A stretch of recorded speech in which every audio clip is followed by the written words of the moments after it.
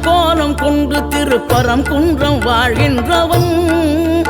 நீ தேவர்களை காத்திடவே வீரமுடன் வேலெடுத்து செந்தூரில் ஆழ்கின்றவன். மாங்கனிக்கு கோபம் கொண்டு பார்ப்புகழும் பழனியிலே ஆண்டியன கோலம் கொண்டவன். நீ தத்துவத்தின் சாரெடுத்து சுவாமி மலை எல்லையிலே தகப்பனுக்கு பாடம் சொன்னவன். காவல் என நின்று பெரும் சினம் தணிந்து தணிகையில கண் குளிர காட்சி தந்தவன்.